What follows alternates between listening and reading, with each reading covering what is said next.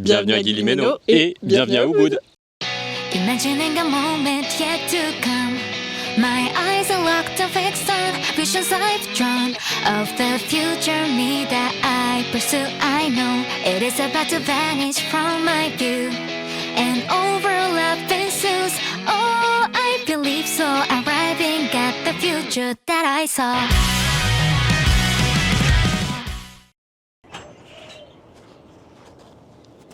Salut!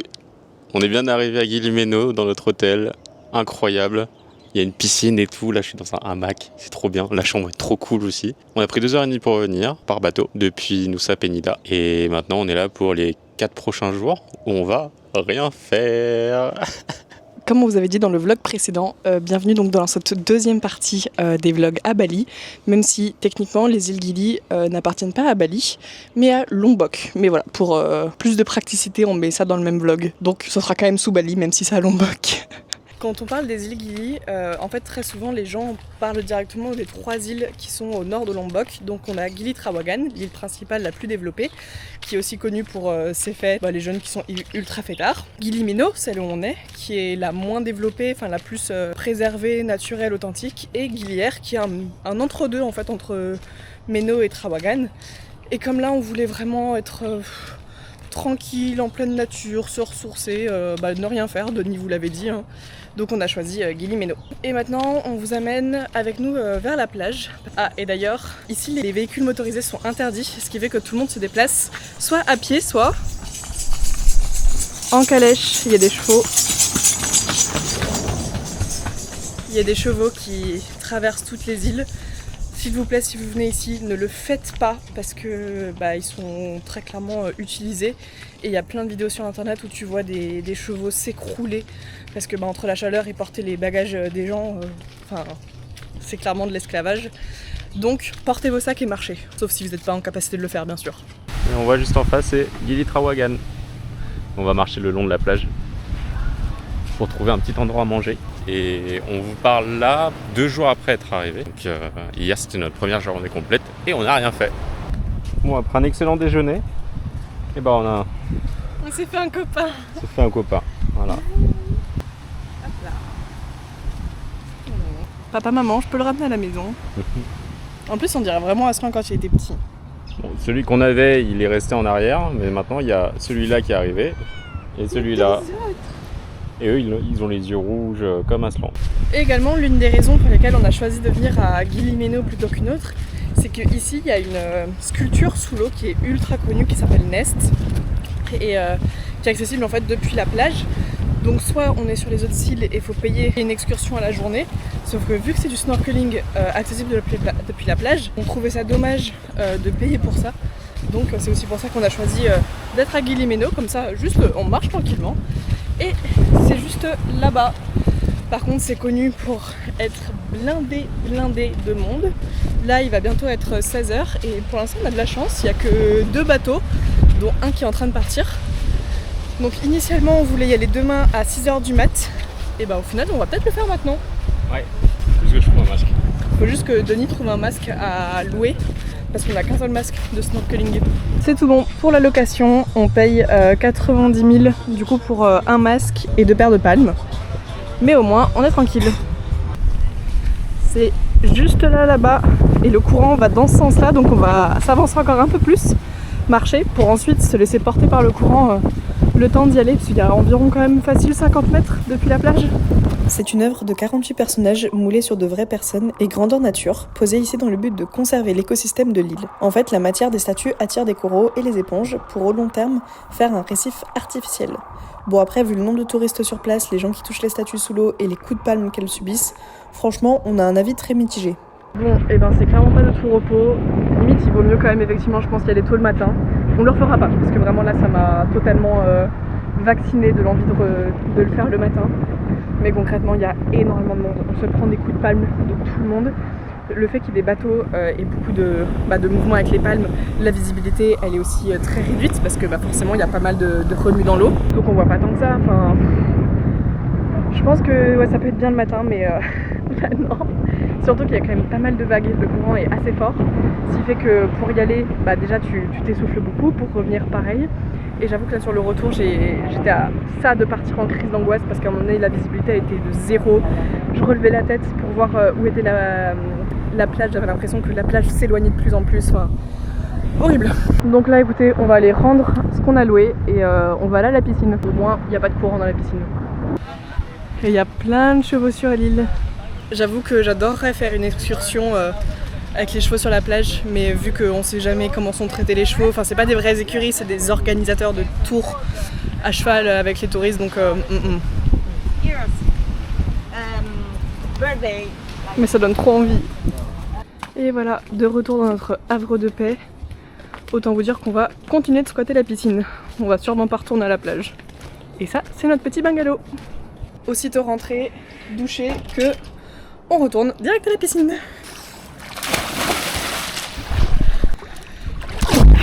Là, on est mieux. On se retrouve en fin de journée, la veille de notre départ pour Ubud, tout simplement parce que l'un des staffs de l'hôtel a prédit qu'il y aurait un bon coucher de soleil ce soir. Là, c'est vrai que le ciel a l'air d'être plutôt sympa. Donc on s'avance vers la plage et on va peut-être aller se poser dans un petit bar, histoire de boire un coup. Enfin, on verra ce qu'on trouve. Mais on vous amène avec nous pour, normalement, je l'espère, un bon coucher de soleil. Bon, un peu voilé, mais il y a peut-être espoir que ça s'accentue encore plus. C'est super beau. On vient de regarder sur Google Maps et en fait, lui là, c'est le Mont Batour. On pensait que Bali serait un peu plus par là-bas. En fin de compte, non. Donc là, on a l'île de Trawangan qui est juste en face. Et là, le Mont Batour qui est sur Bali. Il est vraiment impressionnant quand même comme volcan. Il est loin et pour autant, il est très très imposant. Et j'avais fait la blague quand on était à Nusa Penida juste avant de plonger. Il a vraiment une vibe du Mont Fuji. J'ai l'impression que c'est la même forme. On vient de se poser dans un petit bar juste en face de la plage. Et honnêtement, à chaque fois qu'on est venu à la plage, il y avait tout le temps des très très grosses vagues, un gros courant. Pourtant, les îles Gili sont réputées pour une eau hyper calme, hyper bleue, etc. On n'a peut-être pas trop de chance, je sais pas, mais on est loin des eaux qu'on avait vues sur les blogs.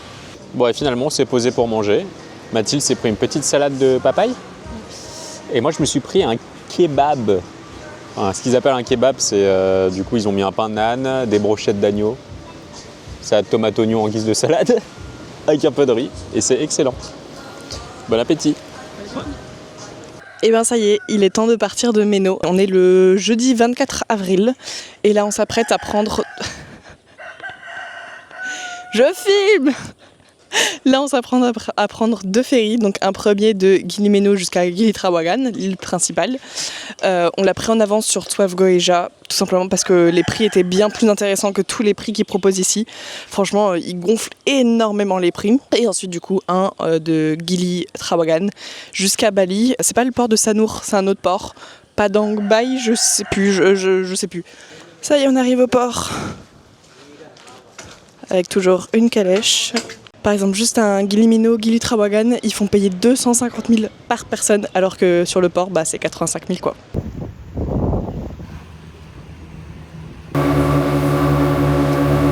C'était inattendu, mais la descente du bateau, ça s'est fait directement dans l'eau. Donc on a les pieds trempés, remplis de sable. C'est pas grave, ça rafraîchit.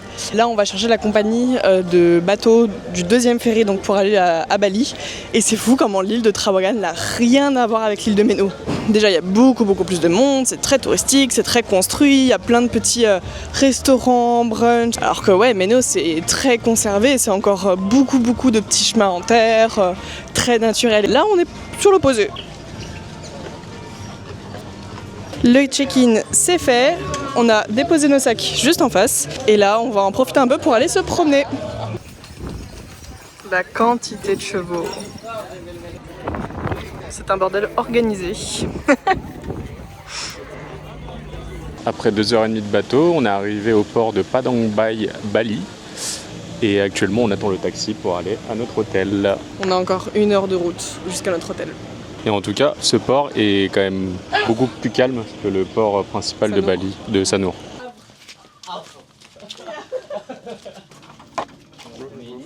Après tout ce temps de trajet, nous voici donc à Ubud. On n'est pas exactement dans la ville, on est un petit peu excentré. Parce que pareil, on préférait être un petit peu tranquille et reculé, quitte à faire un peu plus de scooter. C'est pas grave. Et en tout cas, on se retrouve donc dans notre villa. Pour la première fois, on a une villa privée avec piscine privée. Je vais vous faire un petit tour parce que franchement c'est très sympa. Donc là on a notre petite piscine.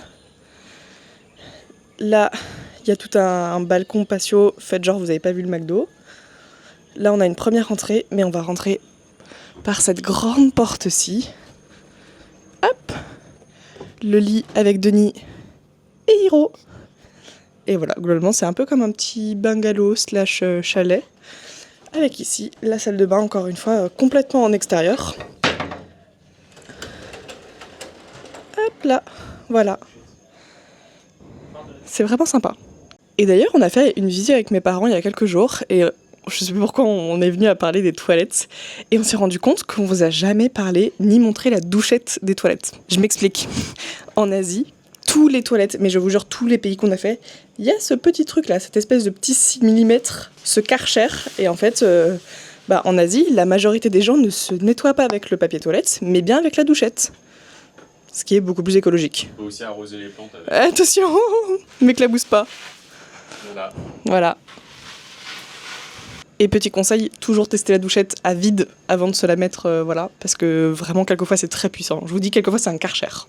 Donc voilà notre logement, notre merveilleuse villa pour les 4 prochains jours. Et là on va pas perdre de temps, on va directement commencer notre journée de visite à Ubud. Ça y est, on a la location du scooter pour les 3 jours, on peut partir.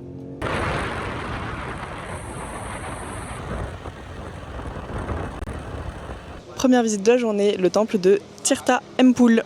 C'est parti, on a payé, c'était combien ? 75 000 par personne ? Ouais, 75 000 par personne. Je pense que c'est bon.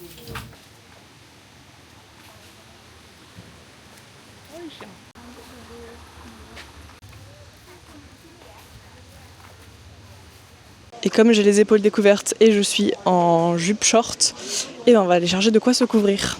Ce Denis aussi est en short, donc ici il prête des habits pour se couvrir. Le temple est rempli de verdure, c'est magnifique. Très très très très beau. Un petit havre de paix.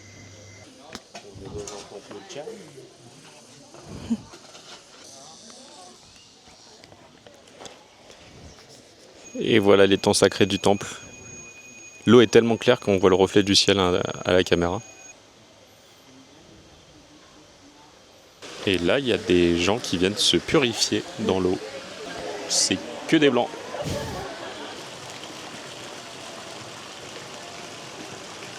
Fin de visite du temple. Maintenant, on va récupérer le scooter et on va se diriger vers des rizières. Les plus connus, les plus touristiques. Donc j'avoue que je sais pas trop à quoi m'attendre.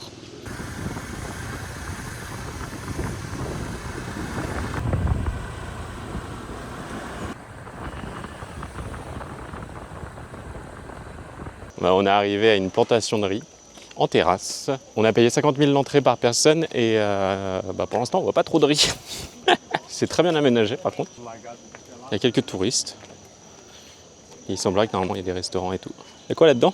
Ah, Paradoxus hermaphroditus. Un civet. C'est quoi un civet ? Pourquoi ils sont en cage ? Oh les tortues ! Avec les dindons. Oui. Oh petit chat.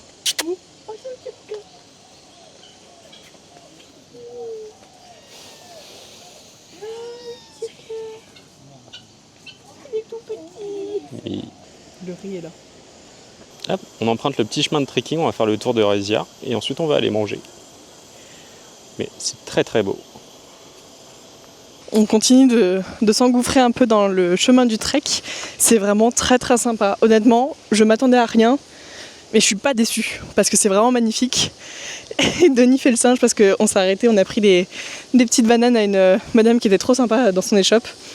Et Denis demandait une banane, sauf qu'en fait elle vendait pour 1 euro le lot entier de bananes. Il y en avait 12, 25, je sais pas. Bon, après c'est des petites, hein, mais du coup on s'est retrouvé avec genre 10 bananes.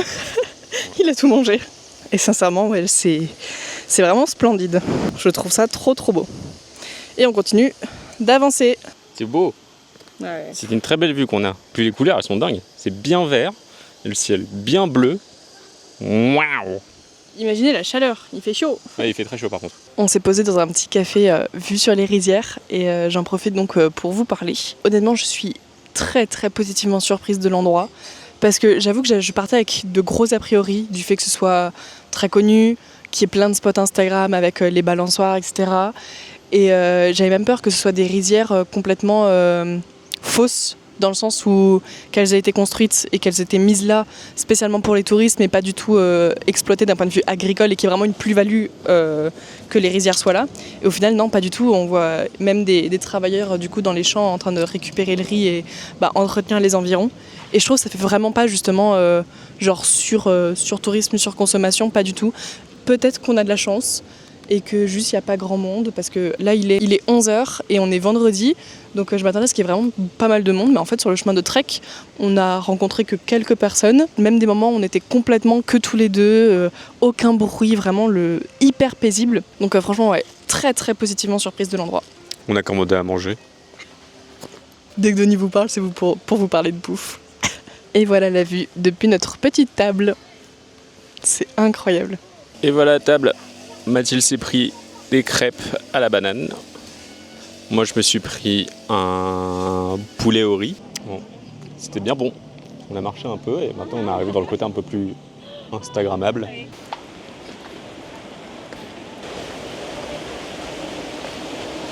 Bon, on a fini notre petite marche à travers les rizières. En sortant, on s'est posé dans un café et Mathilde s'est pris, comme à son habitude, un smoothie bowl. Il est trop beau. Oui, il est beau. Vous voulez savoir la bonne blague ? On a paumé le scooter, on sait pas où on s'est garé. Du coup, Si, on sait. enfin si on sait où on s'est garé, mais on sait pas comment retourner à l'endroit, à part faire demi-tour dans les terrasses, sauf que on a un peu la flemme de tout retraverser. Donc écoutez, on marche, on suit la route et on va voir si on retrouve. Je sais pas ce qu'on fout là. Mais c'est trop cool par contre. On passe au-dessus d'un espèce de petit canyon avec des grandes gorges. C'est très très profond. Regardez, on voit l'eau en bas. Ça a l'air très très beau. La nature est luxuriante. Et il fait chaud. La montée. Bon, on est enfin arrivé. Et en fait, on s'est rendu compte que l'accès aux rizières est entièrement gratuit. C'est juste qu'on a fait l'erreur de s'arrêter au premier parking où il y avait écrit terrasse, rizière, enfin rice terrasse. Donc du coup on s'est dit que c'était forcément là. Et ben en arrivant, ils nous ont fait payer 100 000, soit 5 € et 22 centimes. Mais si on allait sur l'avenue principale, on aurait pu y accéder gratuitement avec des parkings gratuits. Donc dans l'histoire, on a perdu 5 €. Et en plus de ça, on a dû marcher jusqu'ici pour récupérer nos scooters. Ça y est, on a le scooter. En plus, on a de la chance parce qu'il était à l'ombre, ce qui fait qu'on s'est pas cramé les fesses en montant dessus. Et là, on a encore à nouveau une demi-heure de route et on va direction le Ubud Palace, donc le palais de Ubud, directement dans le centre-ville. Oui.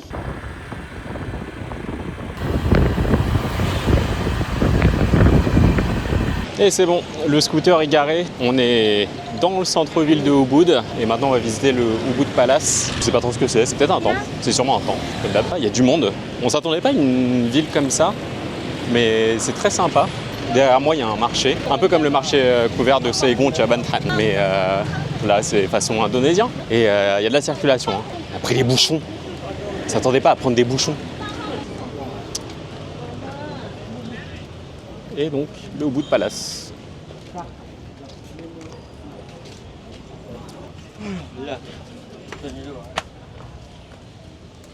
Petite fontaine pour se rafraîchir. Je vais en mettre un peu partout. Il y a plein de grandes arches comme ça partout dans Bali. Enfin en Indonésie du coup. Surtout à Bali en fait. Parce que Sulawesi, à Bira, on n'a pas vu des trucs comme ça. Pour le coup, la différence entre Sulawesi et la Bali, c'est que Bali, il y a une majorité hindouiste, alors que Makassar et du coup la Sulawesi du Sud, Nord, je sais pas, peut-être pas. C'était majorité musulmane, donc ça dépend. C'est peut-être pour ça aussi qu'il n'y avait pas trop de portes comme ça genre, en Sulawesi du Sud. Greg et Zach m'ont dit faut que tu manges babi guling ici à Bali, mais babi guling du coup c'est du cochon en fait à la broche au barbecue. Et dur d'en trouver à Bira. À Bira non il n'y en avait pas. Il n'y avait pas du tout même. Pas du tout, zéro porc, rien.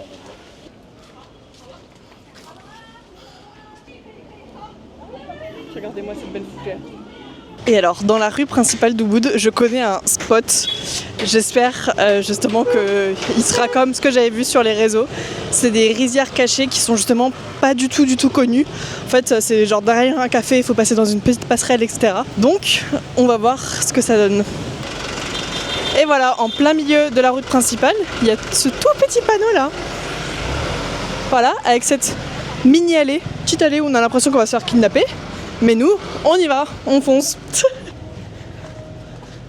Il y a un gros ravin là, c'est très haut. On est vraiment arrivé dans les backstage de la ville. Putain, ça me fait un peu peur. Tu peux passer en premier s'il te plaît, Choupi ? Oui. J'ai peur qu'il y ait des serpents. Yes, trop bien. Et voilà, à même pas 5 minutes à pied de la grande ville, on se retrouve complètement dans la nature avec des rizières en terrasse qui sont vides de touristes. Et c'est fou comment d'un coup la ville s'est arrivée. J'ai l'impression que limite c'est juste une grande rue principale très commerciale avec plein de cafés, des magasins de vêtements. Et après d'un coup de l'autre côté il y a plus rien. C'est la jungle, c'est la nature. Mais c'est splendide. Très très très très beau. Il y a un moyen de sortir de l'autre côté et de regagner la ville en faisant tout ça. Aucune idée. Et là, depuis le début du chemin, on marche sur plein de petites dalles. Et petits messages de touristes, visiteurs. Il y en a qui sont touchants. Oui. Ouais, ils ont pris le temps de creuser et de mettre un petit soleil et une vague. Ouais. Regarde, avec des petites écureuils et des palmiers. Oui. J'adore. Ouais, c'est sympa. Oh. Ouais.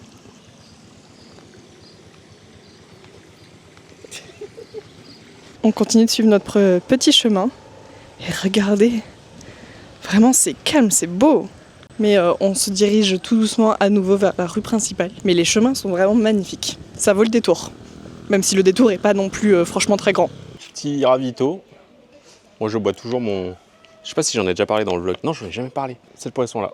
Depuis le Japon, il boit que ça. Le Pocari Sweat. C'est blindé en électrolytes. Ce qui se rapproche le plus en France serait le Powerade, je pense. Ouais, je pense, ouais. Et on voulait vous montrer ici, en fait on ne le montre pas trop, mais il y a plein de déchets comme ça, des petits tas de déchets.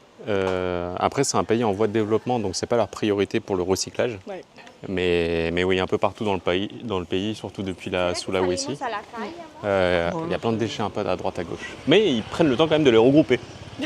Voilà. Après avec le vent, très souvent ça s'envole aussi. Oui. Et fin de la boucle des rice fields, on passe par une petite ruelle là, avec plein de marchés. Franchement il passe bien, hein.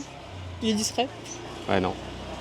On passe par un petit marché avec plein de petites boutiques et tout, c'est sympa. Il y a beaucoup de passages parce que derrière nous, donc au niveau des rice fields, il y a beaucoup d'hébergements. C'est vraiment sympa parce que là, on marche encore peut-être 200 mètres, on arrive en plein milieu de Ubud, mais c'est très calme ici. Sympa. On a quitté la rue marchande pour un marché couvert. Et Mathilde s'est acheté une petite robe verte. Voilà, on a négocié. On négocie, nous. Toujours moins 30% du prix annoncé. C'est toi qui négocie, moi j'aime. Oui. À chaque fois, les commerçants, ils nous disent un prix. Et Mathilde, elle est là. Tu veux négocier ou pas? Oui. Bon, il n'y a pas grand-chose en fait. Tes souhaits. Bon, finalement, le marché, c'est fini parce qu'en vrai... on n'a plus de cash. On n'a plus de cash. Là, on va rentrer tranquillement, profiter de la piscine. On ressortira peut-être ce soir pour aller chercher à manger. Ouais, on sait pas trop. Ouais. Donc voilà, direction la maison. On vient de s'arrêter au bord de la route, à même pas 5 minutes de scooter de la maison. Tout simplement parce qu'il y a l'air d'y avoir de magnifiques rizières juste en face de nous. Du coup, on va faire voler le drone pour vous montrer.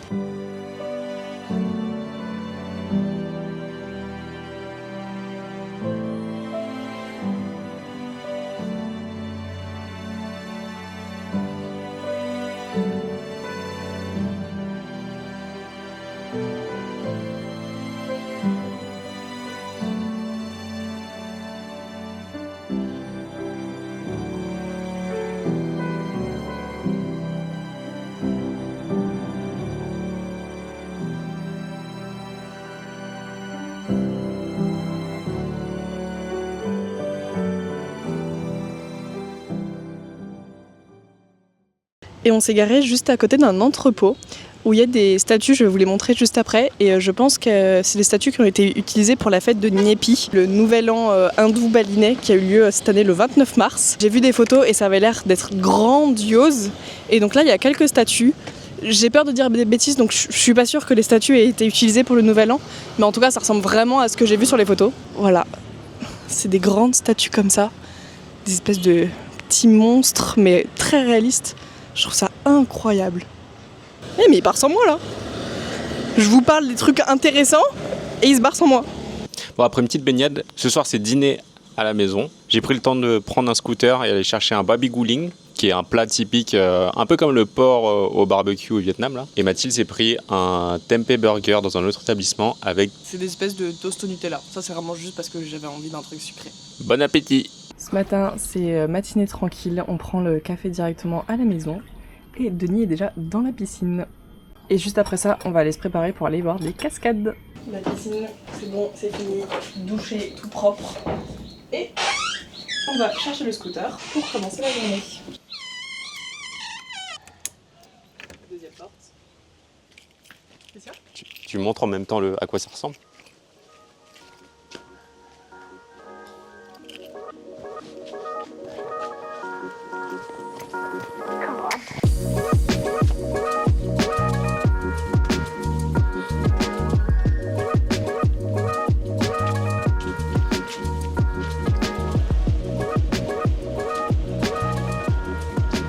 Bonjour.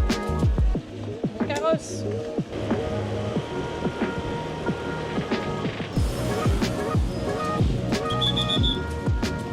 Et voilà, on est arrivé à la cascade de Tegenungan. Et comme vous voyez, l'entrée est payante, 30 000 roupies. Bon, tu sais que c'est touristique quand déjà tu payes un billet d'entrée et qu'en plus tu passes par toute une petite rue avec plein de gift shops. Ah ouais, c'est joli. T'en penses quoi? Ouais, c'est sympa. Mais de toutes les cascades qu'on a fait jusqu'à maintenant, celle du canyoning à c'est bon. Molbol, ouais. C'était quand même plus beau. Oui, bon après, les expériences sont pas comparables. On a fait du canyoning, pas juste aller voir une cascade. Il y a même une petite piscine ici. C'est très joli. On est bloqué pour passer là. En fait, il y a un temple aussi. Les cascades, c'est par là. Et juste là, il y a un temple aussi. Il y a déjà une petite cascade. C'est littéralement comme ça qu'ils l'appellent, la bébé waterfall. Très sympa. On continue la descente. Elle est vraiment très puissante. Impressionnante. Petit spot pour se prendre en photo un peu partout. On va se rapprocher un peu, on va passer par ce petit pont là. Hop, et je pense qu'on va faire tout le tour comme ça. Allez, faut juste pas tomber, faut pas glisser.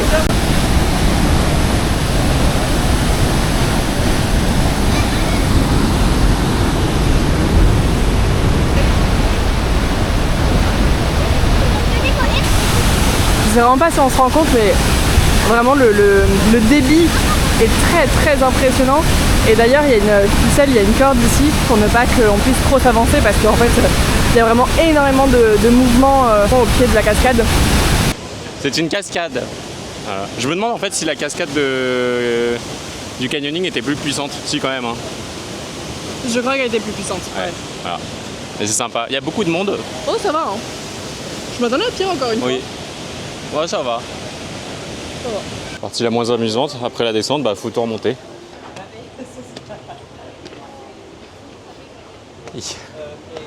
Il fait vraiment très très chaud là, c'est un peu compliqué, on va pas vous mentir. En tout cas là on reprend le scooter et on va faire une deuxième cascade.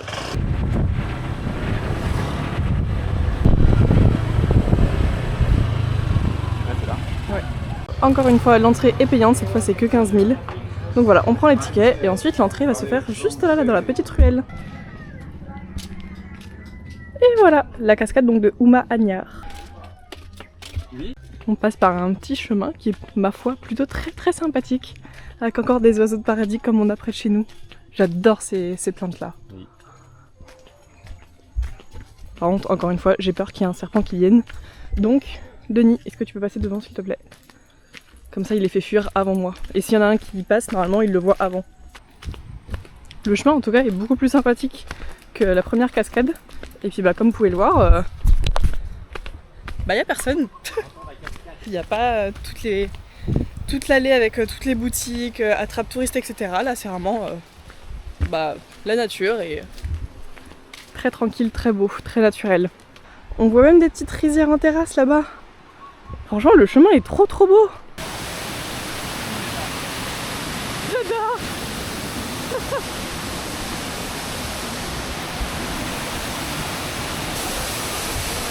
Tu veux y aller? Oh là.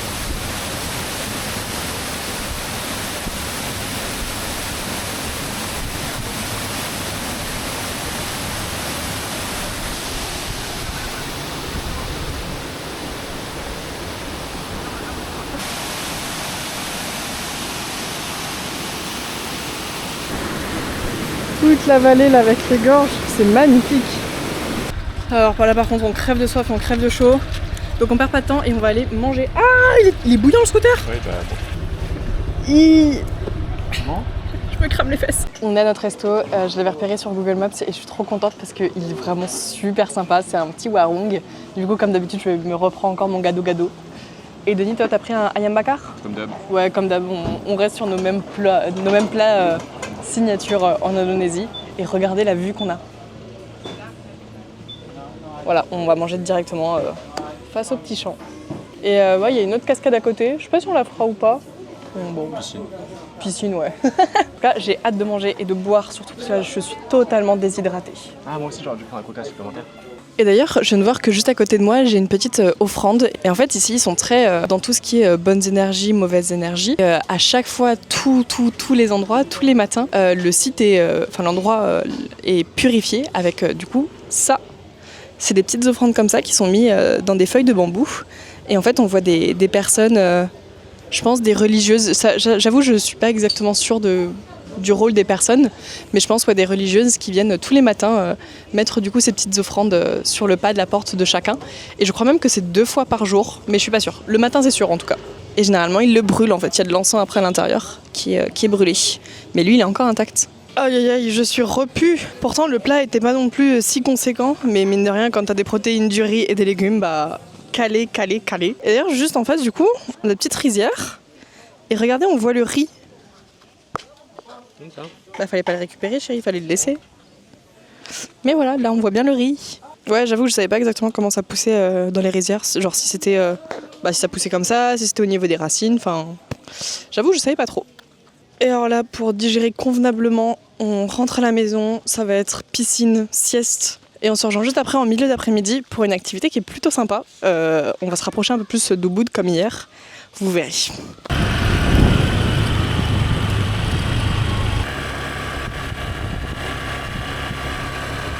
En fait, je viens de voir l'heure qu'il est et on est censé partir déjà dans 1h15. Donc en fait, pour moi, un créneau sieste ne passe pas. Vu que pour moi, les siestes, c'est minimum 1h30, 2h et ça pousse après jusqu'à 4h. Donc écoutez, ça va juste être baignade, se rafraîchir un petit peu. Et tant pis pour la sieste. Et allez, l'entrée du paradis. Je viens de voir en rentrant dans la chambre comme quoi ils ont fait le lit. Et j'adore quand les gens font le lit et qui positionnent Hiro comme ça. Voilà, il y a le Mac qui est juste à côté. Mais à chaque fois, ils prennent soin de bien le positionner. J'adore.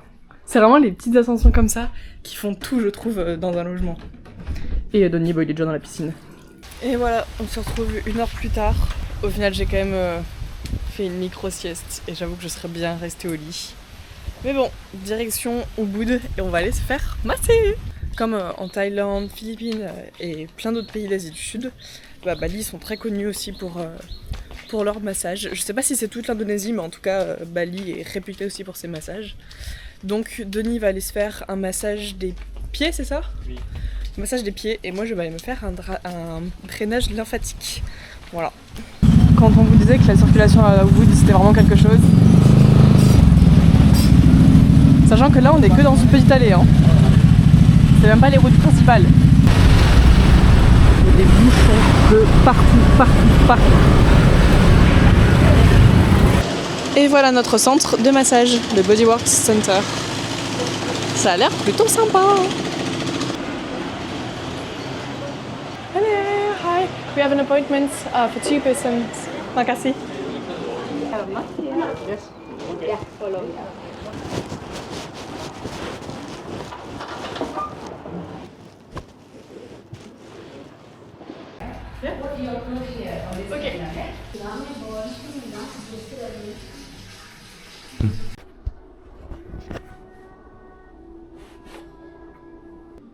Bon voilà, le massage c'est fini, place au bain. C'était bien. C'est pas n'importe quel bain, c'est un bain thérapeutique normalement. C'est un bain thérapeutique. Enfin thérapeutique je sais pas, mais il y a plein de petites plantes dedans et ça sent super bon. Je sais pas ce que c'est comme plante d'ailleurs. Et voilà, on finit par un petit thé. Avec de la papaye. C'est clairement le meilleur massage que j'ai jamais eu. C'était incroyable, du coup un drainage lymphatique, donc c'est un massage quand même assez énergique. Ensuite il y a eu un scrub, donc un gommage, puis on a fini sur un bain aromatique, thérapeutique, je sais pas trop, mais en tout cas il y avait des plantes qui infusaient, j'avais l'impression d'être le sachet de thé.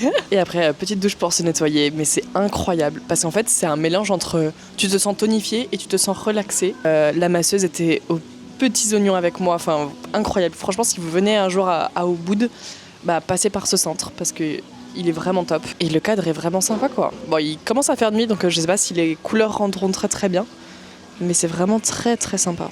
Et j'oubliais le principal, moi c'était 25 € pour 1h30 et Denis je crois que c'était 15 ou pour 1 heure. Et maintenant bien sûr on reprend le scooter et on va manger, vous nous connaissez. Et on va tester une adresse TikTok que j'avais vue, c'est un restaurant qui est un peu excentré. Là on va faire 20 minutes de scooter encore au nord, donc on s'éloigne encore plus de 20 minutes de notre hébergement. Mais vous verrez c'est un restaurant avec de grandes sculptures, je l'avais trouvé grandiose. Donc je me suis dit que ça peut être le moment de tester. Attendez je traverse la route. Donc c'est parti. Et j'avais déjà vu sur la carte comme quoi ils font une panna cotta au taro, donc je sais déjà que je vais la goûter. Je m'attendais pas à un truc aussi fancy. Regardez l'entrée. Oh, c'est un musée en fait. C'est insane. Regardez-moi ça. Oh. Oui, on est bien au restaurant là. C'est impressionnant, la hauteur. On se retrouve donc avec des tortillas vegan. Je pense que ça doit être du tofu à l'intérieur.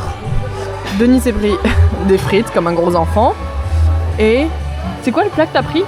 Et du crispy duck, donc du canard croustillant. Et maintenant on passe au dessert.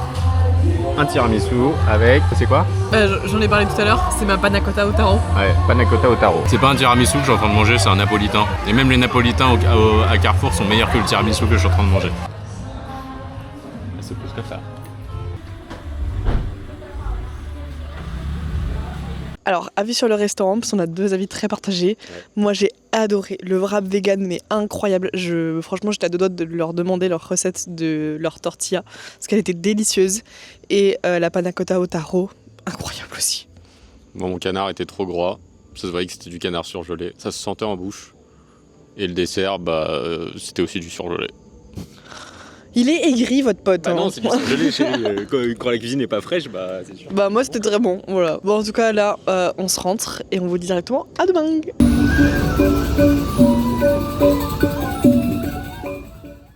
Bon, ça y est, c'est le moment fatidique, c'est notre dernière journée ici sur l'île de Bali. On n'a pas spécialement grand chose de prévu, si ce n'est que là on va aller se remplir la bidoche. On a juste un rendez-vous à 13h, Denis va se faire un massage balinais et moi je vais me faire un soin complet des cheveux parce que là je vous avoue que dernièrement avec les plongées, du coup le sel de la mer, le soleil etc, j'ai les cheveux mais dans un état. Donc là on va faire un petit reset.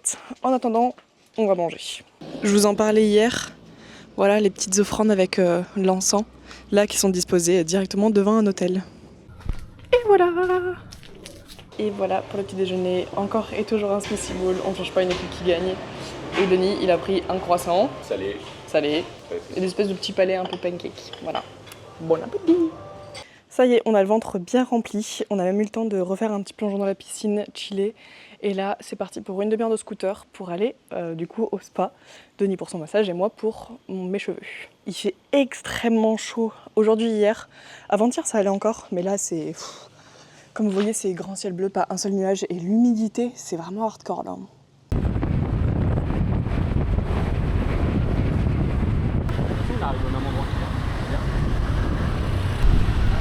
Et voilà, on est arrivé. C'est super beau. Et ça sent bon. Ouais. Bonne manière.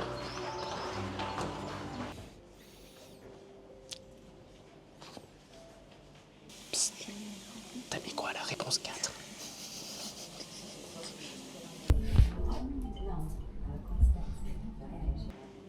On a fait des petits bonhommes.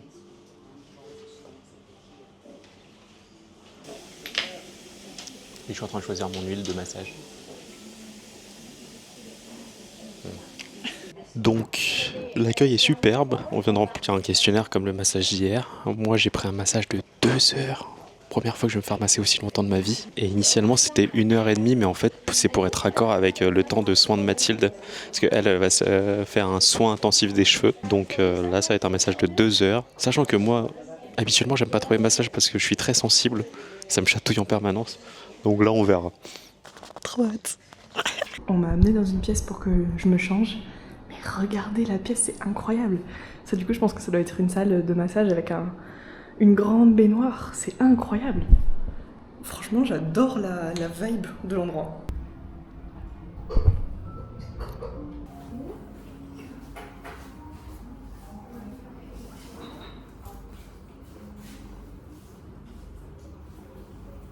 Yes, yes.